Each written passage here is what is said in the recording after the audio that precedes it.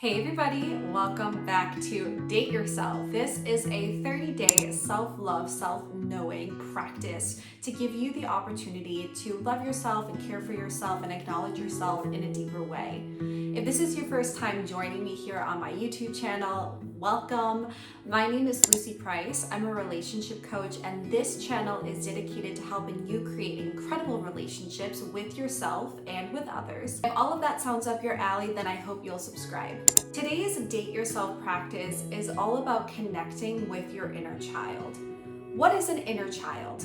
An inner child is that childlike version of you that is still living inside of you, still living in your psyche, still living in your heart. The inner child is the playful version of you, the spontaneous version of you. It's the version of you that gets excited, creative, explores, goes on adventures. It's the version inside of you that just has that childlike wonder of the world, who has hopes and dreams and fantasies. The inner child version of you is also the other side of the coin, the hurt, the pain, the memories you hold from childhood where you weren't able to advocate for yourself. You weren't able to give yourself the love that you were trying to receive.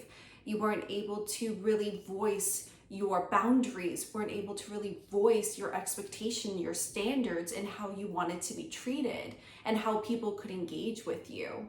So with the inner child comes this deep sense of childlike wonder, but there's also a lot of pain there for people.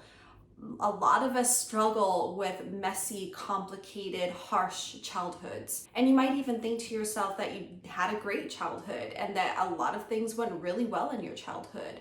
But there were a couple of memories where you didn't feel cared for, or you didn't feel heard, or something happened and you got really bruised along the way. And so today's practice is really about connecting with our inner child and giving our inner child that sense of childlike wonder again, giving them an opportunity to really feel held, feel loved, to do things that are fun, that feel comforting and nourishing to that childlike version inside of us. And maybe for you, it isn't necessarily the childhood version of yourself, but the teenage version of yourself. And there was a part in your teenage years where you didn't feel so cared for or loved, or you got hurt in some way. And that's the version of you that really wants to be seen and witnessed right now. But to really support our inner child, what we're gonna be doing today is having an inner child night in. Tonight is all about nurturing and doing things that you would have enjoyed doing as a kid. And maybe you don't get as much enjoyment out of some of the things that you did when you were actually a kid. But this is an opportunity to really soothe that part of yourself, the part of yourself that just wants to play and have fun and explore and adventure. Some things that I know people like to do for an inner child night in is to watch their favorite childhood movie, to have the candy or the popcorn or the treats that they really loved as a kid, that it felt like just this big celebration when you got an extra cookie or an extra slice of cake or had your favorite meal. Some people really like playing video games or board games on the inner child night in. Some people like to just be creative and draw or get a fort and read. There's so many different ways that you can have an inner child night in, but it's really about finding the way that really speaks to you, that really nourishes your inner child.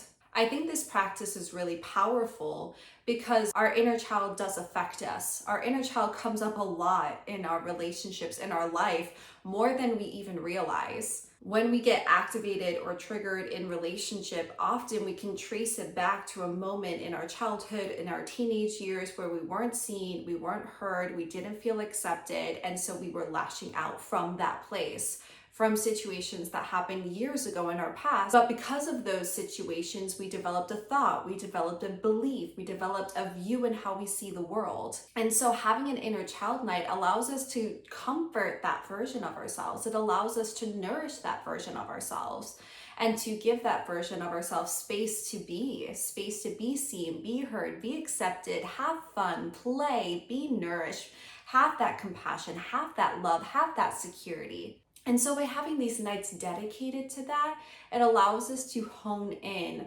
on that version that's still living out internally. Maybe it's allowing yourself to play a game that you were never able to play as a kid.